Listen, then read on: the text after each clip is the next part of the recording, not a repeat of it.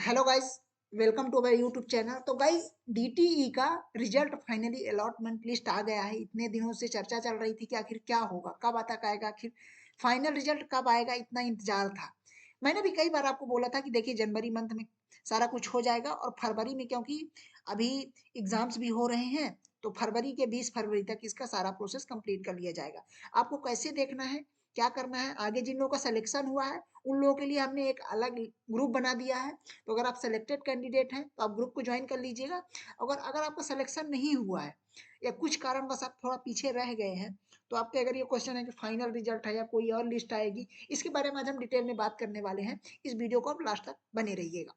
तो चलिए सबसे पहले अपन साइट पर चलते हैं। आपको डीटी की साइट पे आना है, वहां आप यहाँ आएंगे गेस्ट फैकल्टी के सेगमेंट पे। गेस्ट फैकल्टी के सेगमेंट में देखिए यहाँ सब कुछ लिखा हुआ है। ये यहाँ प्रॉपर लिखा हुआ है कि क्या क्या कैसे हुआ है। 153 अभ्यर्थियों की संस्था आवंटन सूची जारी की गई है ना। और इसमें सभी के नाम इसमें दर्ज किए गए हैं। 20 फरवरी तक लास्ट डेट है सब कुछ इसमें करने की, पूरा प्रोसेस करने की। जो लोग सेलेक्टेड हैं, जिनका नाम आया है, वो लोग, आप लोग बेझिझक जा करके ग्रुप को ज्वाइन कर लीजिएगा। डिस्क्रिप्शन में ग्रुप का लिंक है, व्हाट्सअप ग्रुप का लिंक है, टेलीग्राम का नहीं, व्हाट्सअप ग्रुप का लिंक है। तो व्हाट्सअप ग्रुप को आप ज्वाइन कर लीजिएगा। ठीक, यहाँ से लिस्ट कौन सी आई है, लिस्ट के लिए आपको यहाँ जाना पड़ेगा। ये अलॉटमेंट लिस्ट 2023-24 फेज 1। ध्यान रखिए फेज 1 की लिस्ट है, मतलब ये है कि अभी और भी लिस्ट आ सकती है। अगर निकालना चाहे डीटी तो निकाल सकता है। ये अभी फेज 1 की लिस्ट है। तो जिनका सिलेक्शन नहीं हुआ वो बहुत निराश मत होइए, है ना। अभी और फेज 2 फेज 3 की भी लिस्ट आ सकती है। अच्छा, चलिए डायरेक्ट मैं आपको लिस्ट पे ले चलता हूँ। ये देखिए, ये पूरी लिस्ट है, फेज 1 की लिस्ट है 2023-24 की, जिसमें एकदम प्रॉपर सीरियल से अलग अलग स्ट्रीम्स में से डिपार्टमेंट में कितनी वैकेंसी थी उनको सबके नाम दिए हुए हैं। जैसे देखिए सोनल चौधरी हैं, रमेश चौधरी इनके फादर का नाम। Department of architecture and interior design में इनका हुआ है। Government women polytechnic college Bhopal में हुआ है ना। अब देखिए भोपाल में 2 सीट थी, इंदौर में 1 सीट थी। ये सीट भी यहाँ लिखी हुई है सबकी, है ना। आप ऐसे यहाँ से अंदाजा लगा सकते हैं कितनी कितनी सीट थी। वैसे भी इसके पहले भी हम लोगों ने कई बार मैंने बताया है आपको कि कॉलेजेस में 2-3 सीट, इससे ज्यादा नहीं है, ऐसी ऐसी सीटें हैं। और करीब मैंने कुछ बार ये भी बताया है कि कितनी सीटें कुल आ सकती हैं। तो उसमें हमने इसे अंदाजा लगाया था कि 20 से 50 के बीच में सीटें रहने वाली हैं। तो सिविल की कहीं ना कहीं आप अगर देखेंगे तो यहाँ 32 सीट के करीब है। देखिए फिर केमिकल का है। अब ये देखिए यहाँ 16 नंबर से सिविल का शुरू हो रहा है, और ये सिविल का शुरू होकर के 16 से ये 48 तक। तो 32 सीटें आपकी हैं अलग अलग कॉलेजेस में जो जो हैं। इन सबके नाम है, जैसे कॉलेज कटनी है, हरदा है, दमोह है, अशोकनगर है, अनूपपुर है, उमरिया है, संवाद है, बैड़न है, नौगांव है, और रीवा इंजीनियरिंग कॉलेज में भी है। इंजीनियरिंग कॉलेज में तो खैर कमी है। ये सारी सीटें, फिर सीएस ब्रांच की ये सारी सीटें हैं। सीएस में जिनका जिनका सिलेक्शन हुआ उन सबके नाम यहाँ लिखे हुए हैं। आप लोग अपना अपना नाम देखिए, और आपको आगे क्या करना है उसके रिगार्डिंग आप ग्रुप ज्वाइन कर लीजिएगा। वहां सब कुछ आपको बताया जाएगा प्रॉपर। आपको वहाँ मैसेज सेंड करना होगा। ग्रुप पहले आप ज्वाइन कर लीजिएगा, और फिर आप वहाँ मैसेज सेंड कीजिएगा कि आपका किस ब्रांच से रिलेटेड कोई भी डाउट होगा, तो आप वहाँ अपना डाउट रख सकते हैं। ठीक है, ये सबके आपके नाम दिए हुए हैं। देखिए डिपार्टमेंट ऑफ केमिस्ट्री के हैं, कितनी इतनी पोस्ट करीब डिपार्टमेंट ऑफ केमिस्ट्री में इतने लोगों के सिलेक्शन हुए है। फिर डिपार्टमेंट ऑफ मैथ में, मैथमेटिक्स में इतने लोगों के, लगभग देखिए कितनी सीट है, 83 से लेकर 96, 13, 14, 14, 15 सीट है कुल, है ना। फिजिक्स का देखिए, फिजिक्स वाले ये देख सकते हैं फिजिक्स के अंदर कितनी थी। डिपार्टमेंट ऑफ फिजिक्स अभी कुछ लोग पूछ रहे थे, तो डिपार्टमेंट ऑफ फिजिक्स में आपकी है 98 से 110, मतलब वही 12-13 सीट, है ना। ह्यूमैनिटीज में भी इतनी है। इलेक्ट्रिकल में है आपकी 118 से 135, मतलब वही 12-13 सीट। ऑन एन एवरेज ऐसे ही है। ये कौन से हैं, इलेक्ट्रॉनिक्स वाले हैं, है ना, इलेक्ट्रॉनिक्स एंड टेलीकम्युनिकेशन वाले हैं, मैनेजमेंट वाले हैं, होटल मैनेजमेंट है। फिर ये मैकेनिकल का है। मैकेनिकल की कितनी सीटें हैं, मैकेनिकल की इसमें थी 190, 155, 155 से 190। तो देखिए करीब वही 60, 30-35 वैकेंसी इसमें भी हैं, है ना।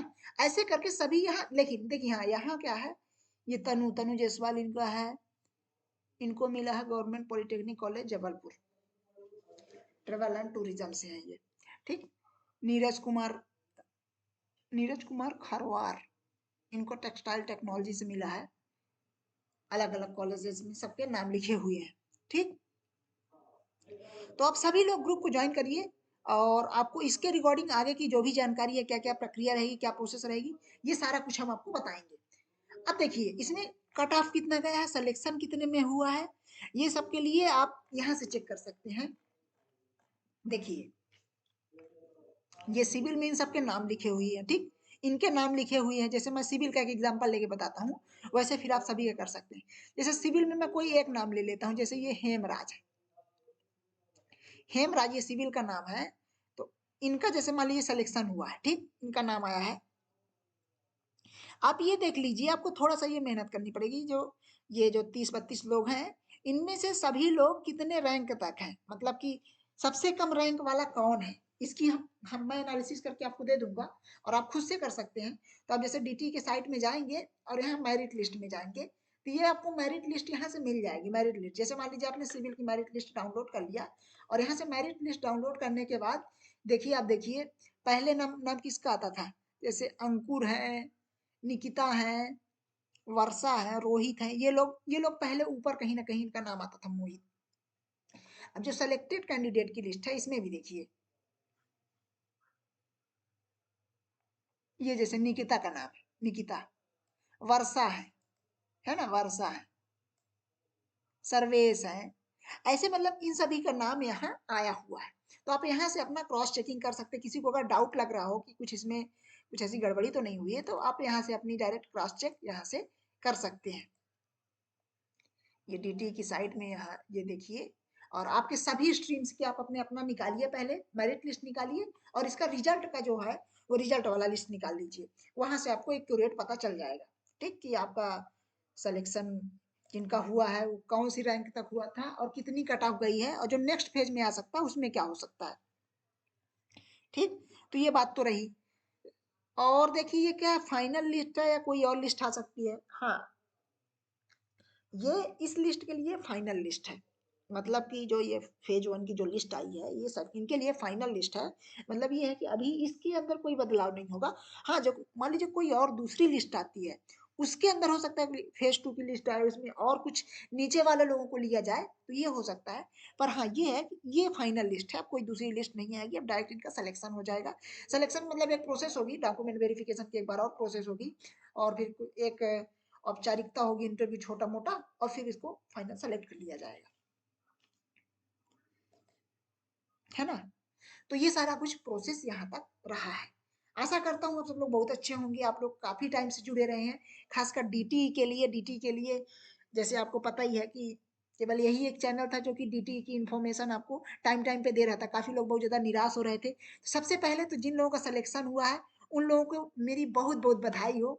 आप लोगों का फाइनल रिजल्ट आ गया, आप लोग इतने समय से इंतजार कर रहे थे और आपके पास एक बहुत अच्छी अपॉर्चुनिटी मिल गई है।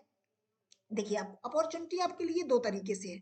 एक अपॉर्चुनिटी तो आपके पास ये है कि ठीक है, ये आपकी एक जॉब है, मतलब आप पढ़ाएंगे जा करके, आपकी एक सैलरी रहेगी जो कि एक बेसिक सैलरी रहेगी।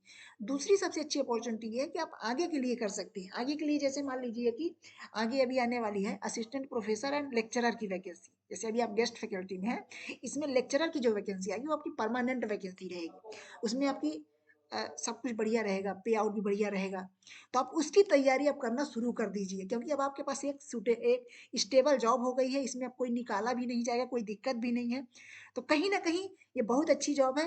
और आप आगे अब असिस्टेंट प्रोफेसर और गेस्ट फैकल्टी, जिसके पद अभी बहुत सारे खाली हैं, ध्यान रखिए, अभी रुकना नहीं है। जिनका सिलेक्शन नहीं हुआ उनके लिए भी ये बात है कि अभी असिस्टेंट प्रोफेसर और गेस्ट फैकल्टी के हजारों पद खाली। यहाँ देखिए, यहाँ कितने पोस्ट आए अभी, 153 पोस्ट या 204 पोस्ट इतने की ही निकाली गई है। 1000+ पोस्ट खाली हैं, जो रेगुलर वैकेंसीज के खाली है। तो मान लीजिए गेस्ट फैकल्टी की है ना, तो अभी वैकेंसी वो वाली भी आएगी। तो बहुत ज्यादा निराश होने की जरूरत नहीं है। जिनका सिलेक्शन नहीं हुआ है, जिनके रैंक कम है, उनको बहुत ज्यादा निराश होने की जरूरत नहीं है। आप लोगों के लिए भी मौके आएंगे। बस हाँ, ये है, आप लोग उनके लिए तैयारी करते रहें, लगातार प्रयासरत रहें। और जिन लोगों का सिलेक्शन हो गया है उनको तो बहुत बहुत बधाई ऑलरेडी, है ना। आप लोग ग्रुप को ज्वाइन करिए। ग्रुप आपको दिया गया है, ग्रुप बेसिकली ग्रुप में आपको थोड़ा लिंक के नीचे आप देखेंगे डिस्क्रिप्शन में देखिएगा, हो सकता है मैं इसमें आपको दे भी दूंगा। लेकिन हाँ, प्लीज वही लोग ज्वाइन करें जो लोग का सिलेक्शन हुआ है, वो लोग ज्वाइन मत करें, क्योंकि आपको देखिए इसमें कोई फायदा नहीं होगा, है ना। तो वही लोग ज्वाइन करें जिनका सिलेक्शन हो गया है, जिनका सिलेक्शन नहीं हुआ है वो लोग ज्वाइन ना करें, अदरवाइज हम फिर इसमें फिल्टर नहीं कर पाएंगे, है ना। तो इसमें भीड़ बढ़ाने का इस ग्रुप में मतलब नहीं है, केवल वही लोग आए जिनको जरूरत है, मतलब जो सिलेक्टेड है और आगे की प्रोसेस जो जानना चाहते हैं, फिर आगे का प्रोसेस कैसे करना जिनको जरूरत है। So thank you so much guys, आप लोग बढ़िया करिए, आगे जाके अच्छा करिए सभी कॉलेजेस में, आप लोग अपने अपना पूरा एफर्ट लगाइए। पर हाँ, ये जरूर है कि देखिए अगर आपको जॉब मिली है तो आप इसको बहुत अच्छे से कीजिएगा, पूरी ईमानदारी से कीजिएगा। ऐसा नहीं होना चाहिए कि गवर्नमेंट कॉलेज में आप गए हैं और वहाँ केवल बस नाम मात्र के लिए हो, जैसा कि बहुत सारे कॉलेज में चलता रहा है अभी तक। लेकिन अब इसमें सुधार हो रहा है, अब इसमें सुधार, काफी कुछ सुधार हो रहा है। तो आप लोग बढ़िया अच्छे से करिए और अपनी जीवन में अपनी ऊंचाइयों को छूइए छूइए। Thank you so much, thank you so much for all.